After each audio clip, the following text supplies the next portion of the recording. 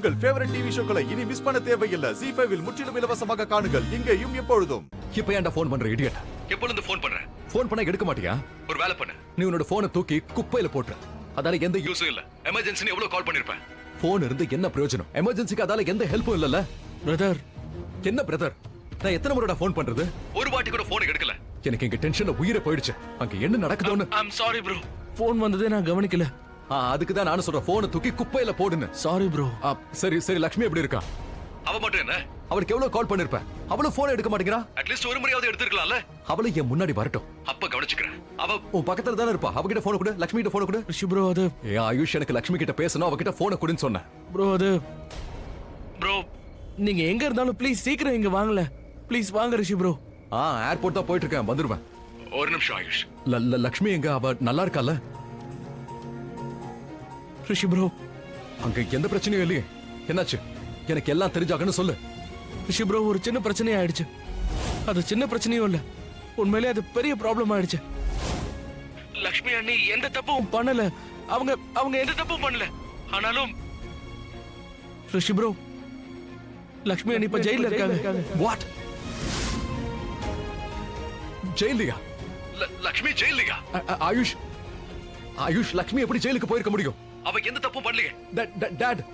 Dot கிட்ட commissioner கிட்ட பேச சொல்லு. டாட் கமிஷனர் கிட்ட பேசினாரா? ஆயுஷ் ஆயுஷ் அங்க என்ன நடந்துச்சுன்னு ஒண்ணு விடாம எல்லாத்தையும் ஒழுங்கா மறைக்காம சொல்லு. லக்ஷ்மி ஜெயிலுக்கு எப்படி போனா? உண்மையை சொல்றா. ரிஷி ப்ரோ, நான் அது ஃபுட் ரெஸ்பான்சிபிலிட்டியை லக்ஷ்மி அண்ணி கிட்ட கொடுத்தோம்ல, அவங்க அதை நல்லா தான் பண்ணி முடிச்சாங்க. இன்ஃபேக்ட் ஃபுட் கிரிட்டிக்ஸ்காரங்க ரொம்பவே இம்ப்ரெஸ் ஆயிட்டாங்க. ஆனா அதுக்கப்புறம் அங்க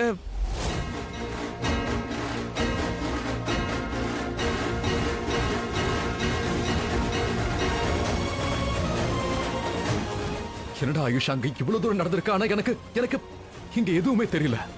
அது ரிஷி ப்ரோ, ஆயுஷ் எனக்கு இந்த விஷயத்த சொல்லு. நீ லாயர் கிட்ட பேசுனியா லக்ஷ்மிக்காக? அது ரிஷி ப்ரோ, ஆக்சுவலி அது மாமி. ரிஷி ப்ரோ, நாங்க ட்ரை பண்ணிட்டு தான் இருக்கோம். எங்களால முடிஞ்ச அளவுக்கு எல்லாம் பண்ணி அவங்கள வெளியில எடுக்க ட்ரை பண்ணிட்டே தான் இருக்கோம். ஆனா நான் ஒண்ணு சொல்லவா, நீங்க சீக்கிரம் வாங்கல. ஆயுஷ், நான் ஏர்போர்ட்டுக்கு தான் வந்துட்டு இருக்கேன். சீக்கிரமா வந்துருவேன். எவ்வளவு சீக்கிரம் முடியுமோ அவ்வளவு சீக்கிரமா நான் அங்க வரேன். நீங்க கிளம்பிட்டீங்களா? அங்க உங்களுக்கு ஏற்கனவே வேலை நிறைய இருந்துச்சு. அதெல்லாம் ஆயுஷ் எனக்கு ஏன்னு தெரியல. ஆனா அங்கேயே எனக்கு ஏதோ ஃபீல் ஆச்சு. லக்ஷ்மி பிரச்சனையில இருக்கான்னு நான் அங்கேயே உணர ஆரம்பிச்சேன். அதனால என்னால கண்ட்ரோல் பண்ண முடியல. நான் உடனே லக்ஷ்மிக்காக கிளம்பிட்டேன். ரிஷி ப்ரோ, உங்களுக்கு தெரியாது, ஆனா உங்க மனசுக்கு தெரியும். லக்ஷ்மி அண்ணி ஏன் உங்களுக்கு தெரியுறாங்கன்னு எனக்கு தெரியும். அவங்களோட குரல் ஏன் உங்களுக்கு கேக்குது. ஏன்னா 2 பேரும் மனசார லவ் பண்ணா அவங்க எதிர்க்க இருக்க வேண்டிய அவசியம் இல்ல. அவங்க எவ்வளவு தூரம் இருந்தாலும் அவங்க குரல் அவங்களுக்கு கேட்டுரும். அதான் இப்ப உங்களுக்கும் நடக்குது. ரிஷி ப்ரோ, சீக்கிரமா வந்துருங்க. வாங்க ப்ரோ, ப்ளீஸ்.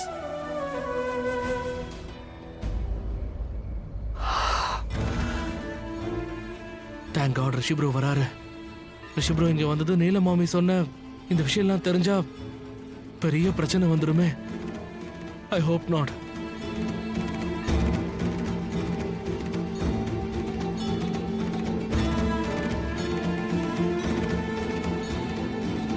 ZEE5 ஆப்பை டவுன்லோட் செய்து அனைத்து எபிசோடுகளையும் இலவசமாக பாருங்க.